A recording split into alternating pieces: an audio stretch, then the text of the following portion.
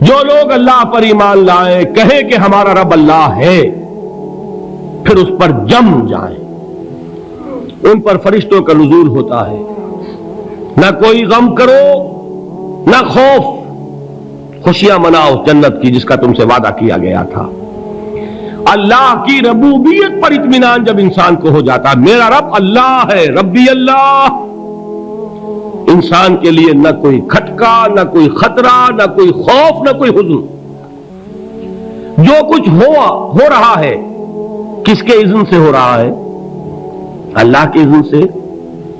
اللہ کے اذن کے بغیر پتا تک نہیں ہلتا۔ یہ کوئی اندھا بہرا مادہ نہیں ہے جس سے مجھے کوئی خوف ہو۔ اندھا بھینسا چلا آ رہا ہو اس سے تو ڈرنے کا ہر انسان کو ڈرنا چاہیے، نہ معلوم کس کو ٹکر مار دے، لیکن نہیں، اس کائنات کو چلانے والا ایک سمیع و بصیر خدا ہے۔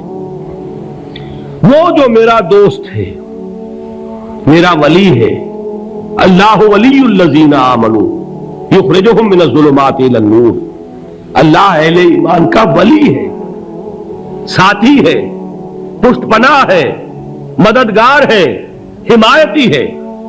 بتائیے جسے یقین ہو جائے کہ اللہ میرا مددگار، اللہ میرا محافظ، اللہ میرا پشت پناہ، اللہ میرا حمایتی، اس کے لیے کوئی خوف ہوگا؟ اس سے کوئی ڈر ہوگا؟ میں مثال دیا کرتا ہوں ایک بہت سادہ، پنجاب کے دیہات کی۔ وہ بڑا چودھری ہے اور کوئی غریب کسان ہے، اس غریب کسان کے جانوروں کو ہر وقت اندیشہ ہوگا چوری کا، کوئی میری بھینس کھول کر نہ لے جائے، کوئی میرا بیل کھول کر نہ لے جائے۔ لیکن جس کے بارے میں یہ سب کو معلوم ہو کہ وہ جو بڑا چودھری ہے وہ اس کا دوست ہے، اس کی بچیا کو کوئی خوف ہوگا؟ اس کی بھینس پر کوئی ہاتھ ڈالے گا؟ اسے کوئی اندیشہ ہوگا؟ نہیں۔ کیوں؟ کہ وہ بڑا چودھری، بڑا اس کا یہاں کا سردار، جاگیردار، سب کو معلوم ہے وہ میرا دوست ہے، کوئی میرے خلاف اقدام نہیں کر سکتا۔ اس دنیا میں یہ چھوٹی سی بات اگر آپ کے دلی اطمینان اور سکون کا باعث بن سکتی ہے تو ذرا تصور کیجئے۔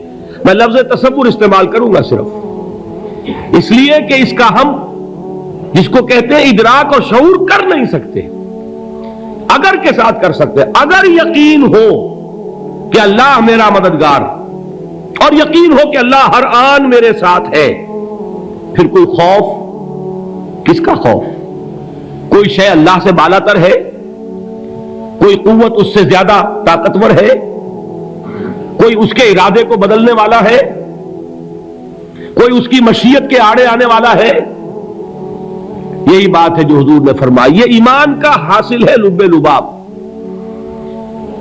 کہ دیکھو اچھی طرح اس بات کو ذہن نشین کر لو، اگر تمام انسان مل کر تمہیں کوئی نقصان پہنچانا چاہے نہیں پہنچا سکتے مگر جو کچھ اللہ نے لکھ دیا ہو، اور تمام انسان مل کر تمہیں کوئی نفع پہنچانا چاہیں نہیں پہنچا سکتے مگر وہ شے جو اللہ نے طے کر دی ہو۔ آپ پھر میں کہوں گا ذرا طاری کیجئے، اسے فرض کیجئے، اسے سوچئے، اگر اس حدیث پر ہمارا دل ٹھکا ہوا ہو تو کسی سے ڈر ہوگا؟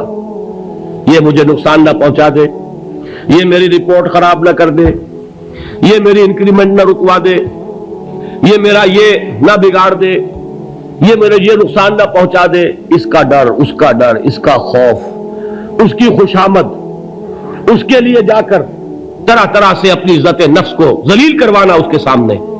یہ سب کچھ کیوں کرتا ہے انسان؟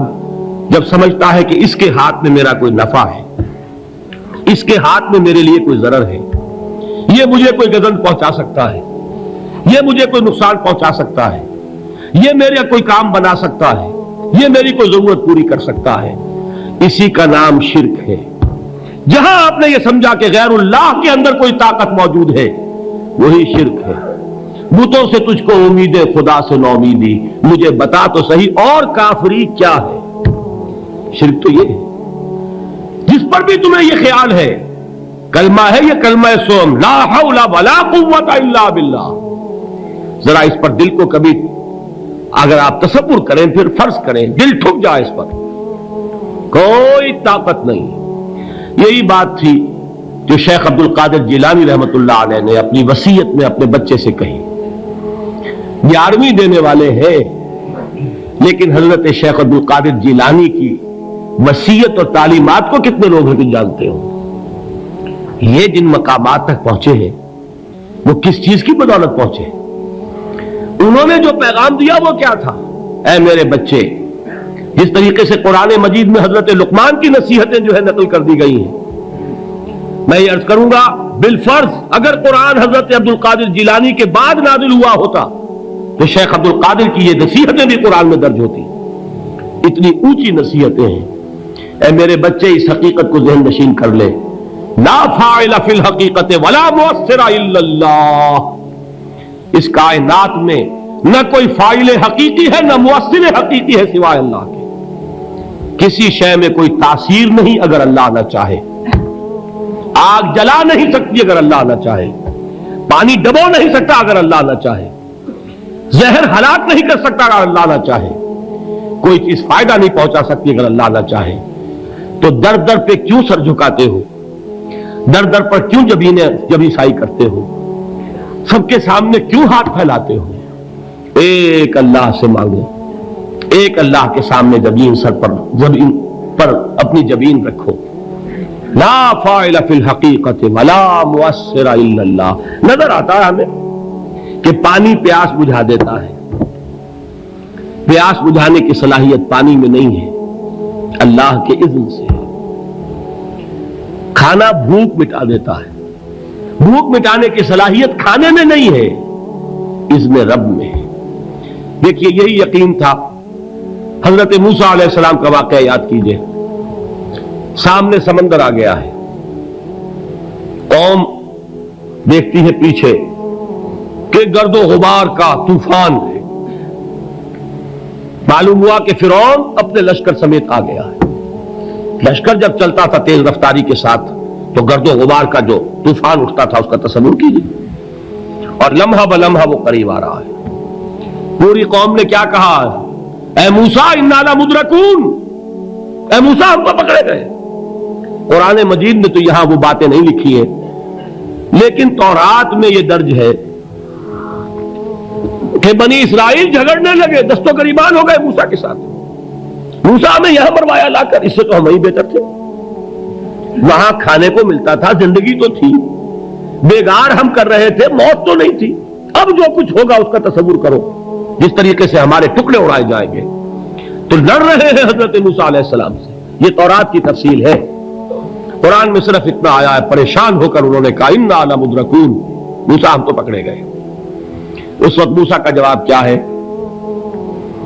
کلا ان معی ربی سیہدین. نہیں، میرے ساتھ میرا رب ہے، وہ راستہ دے گا. بتائیے کہاں راستہ نظر آ رہا ہے؟ یہ ہے ایمان بالغیب. راستہ نظر نہ آئے تب اللہ پر یقین ایمان ہے. جیب میں پیسے ہوں اور تب دل کو اطمینان ہے تو ایمان کس پر ہوا؟ پیسے پر، اللہ پر نہیں. جب وسائل و ذرائع نہ ہو اور پھر یقین ہو کہ اللہ مسبب الاسباب ہے، وہ اسباب کا پابند نہیں ہے، وہ اسباب کا محتاج نہیں ہے، اسباب اس کے محتاج ہے. اگر یہ یقین ہے تو اللہ پر ایمان ہے. یہ نہیں ہے تو تمہارا ایمان اسباب پر ہے، وسائل پر ہے، ذرائع پر ہے، مادیات پر ہے، اللہ پر نہیں. اس وقت کہاں راستہ تھا؟ کوئی راستہ تھا؟ سمندر ہے اور ادھر سے لشکر آ گیا ہے. کلا ان معی ربی سیہدین. اب دیکھیے ایمان کہہ دینا آسان ہے، ہوا معکم اینما کنتم، جہاں کہیں بھی تم ہوتے ہو اللہ تمہارے ساتھ ہوتا ہے. لیکن اس کا یقین قائم ہو جائے تو زمین و آسمان کا فرق واقع ہو جائے. یہی بات ہوئی حضور کے ساتھ. غار ہے، چھپے ہوئے ہیں محمد رسول اللہ اور آپ کے وہ یار غار ابو بکر صدیق رضی اللہ تعالی عنہ. اقبال نے حضرت ابو بکر کی شان میں چند اشعار کہے صرف، لیکن واقعہ یہ ہے کہ بھاری بھاری نظموں پر اور قصیدوں پر بھاری ہے. طویل ترین نظمیں اور قصیدے ہوں ان پر بھاری ہے. ہمت ابو بکر کی ہمت جو ہے کشت ملت را چو ابر، جیسے بارش سے کھیتی اپجتی ہے، ابو بکر کی ہمت اور عزیمت اس امت کو اسی طرح سینچنے والی ہے۔ ثانیے اسلام و غار و بدر و قبر، وہ دوسرے تھے اسلام میں، دوسرے پہلے کون تھے؟ انا اول المومنین، حضور فرماتے سب سے پہلا ایمان لانے والا میں، دوسرے ابو بکر۔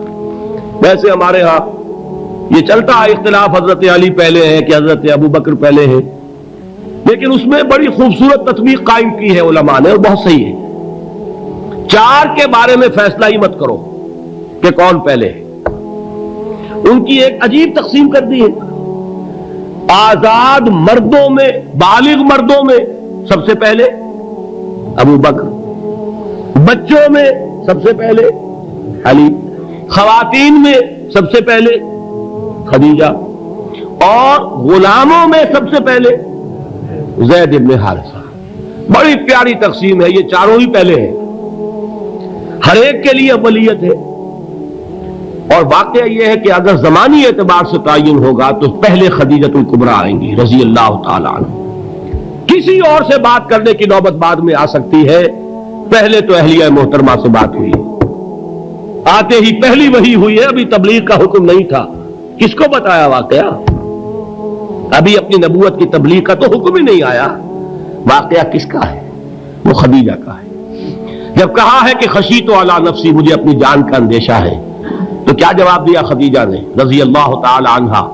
وہ صدیقۃ الکبریٰ ہے۔ صدیقات جو ہے خواتین، ان میں چوٹی پر خدیجۃ الکبریٰ ہے رضی اللہ تعالی عنہا، اور صدیق جو مرد ہیں ان میں صدیق اکبر ہے ابو بکر صدیق رضی اللہ تعالی عنہ، لیکن صدیقات میں چوٹی پر۔ جب حضور نے فرمایا خشیت علی نفسی، کیا فرمایا، کیا عرض کیا، کیسے تسلی دی؟ نہیں نہیں، اللہ آپ کو ضائع نہیں کرے گا، آپ غریبوں کے ہمدرد ہیں، آپ مساکین کے تکالیف رفع کرنے والے ہیں، آپ بیواؤں کی سرپرستی کرتے ہیں، آپ مسافروں کی خدمت کرتے ہیں، اللہ آپ کو ضائع نہیں کرے گا۔ یہ یقین ہے اس خاتون کے اندر۔ خیر وہ ایک علیحدہ بات ہو جائے گی۔ میرے دل پر حضرت خدیجہ رضی اللہ تعالی عنہ کی شخصیت کا بڑا گہرا نقش ہے، جو وہ کوئی اور ہی وقت اور موقع ہوا تو بیان ہوگا۔ بہرحال اقبال نے ایک مصرے میں جو چار اولیتیں جمع کر دی ہیں، ہمت او کشت امت را چو ابر، ثانی اسلام و غار و بدر و قبر۔ اسلام میں حضور کے بعد پہلے کون؟ ابو بکر۔ غار میں حضور کے ساتھ کون؟ ابو بکر۔ بدر کی رات اللہ کا رسول سر بسجود، وہ گھاس پھوس کی جو جھوپڑی بنائی گئی تھی، اور وہاں تلوار ننگی لے کر پہرا دینے والا کون؟ ابو بکر۔ اور اس حجرہ عائشہ میں محمد کے بعد سب سے پہلے دفن ہونے والا کون؟ ابو بکر رضی اللہ تعالی عنہ صلی اللہ علیہ وسلم۔ وہ جو معاملہ میں سنا رہا تھا غار ثور کا، حضرت ابو بکر بھی حضور کے خیال سے لرز گئے ہیں۔ آپ کو یاد ہوگا کہ جا کر پہلے تمام جتنے سوراخ تھے انہیں بند کیا ہے، ایک سوراخ رہ گیا تھا جس کو بند کرنے کے لیے کوئی کپڑا نہیں تھا، وہاں اپنی ایڑی رکھی ہے، تب کہا ہے حضور سے تشریف لائیے، اور اپنے زانو پر حضور کو لٹایا ہے، اور وہاں کسی موذی جانور نے کاٹا ہے، حضور کی آنکھ لگ گئی تھی، اس وقت اس بل کے اندر جو بھی بچھو ہے کیا ہے واللہ عالم، اس نے کاٹا ہے، اس کی تکلیف کی وجہ سے ابو بکر کی آنکھوں سے آنسو ٹپک گئے، حضور کے چہرے مبارک پر پڑے ہیں کہ حضور جاگے ہیں، معاملہ کیا ہے؟ ایڑی نہیں ہٹائی وہاں سے، مبادا وہ جانور وہاں سے نکل کر محمد الرسول اللہ کو کوئی گزن پہنچا دے، ابو بکر کی ایڑی ہے، جس طرح چاہے کھا لے، ختم کر دے، جان نکل جائے تب کوئی آنچ آئے، محمد پر تو آئے، لیکن جیتے جی نہیں۔ وہ ہے ابو بکر۔ حضور کے خیال سے اس وقت حضور نے پھر اپنا لعاب دہن لگایا ہے، اور اس سے پھر آپ کی تکلیف ختم ہوئی۔ جیسے خیبر میں حضرت علی کی آنکھ دکھ رہی تھی، اس کو جو شفا حاصل ہوئی وہ بھی حضور کے لعاب دہن سے ہوئی۔ تو بہرحال اس وقت انہوں نے کہا ہے کہ اے نبی یا رسول اللہ، اگر اس وقت ان میں سے کسی نے غیر ارادی طور پر بھی اپنے قدموں کی طرف جھانک لیا تو پکڑے جائیں گے۔ کیا جواب تھا اللہ کے رسول کا؟ لا تحزن ان اللہ معنا، اللہ ہمارے ساتھ ہے، کیوں گھبراتے ہو ابو بکر؟ یہ ہے ایمان باللہ، میرا مالک اللہ، میرا رازق اللہ، میرا محافظ اللہ، میرا مددگار اللہ، میرا پشت پناہ اللہ، میرا دوست اللہ۔ یہ دوستی ہے اللہ کی جو لب لباب ہے، حاصل ہے ایمان کا، اسی کا نام ولایت ہے۔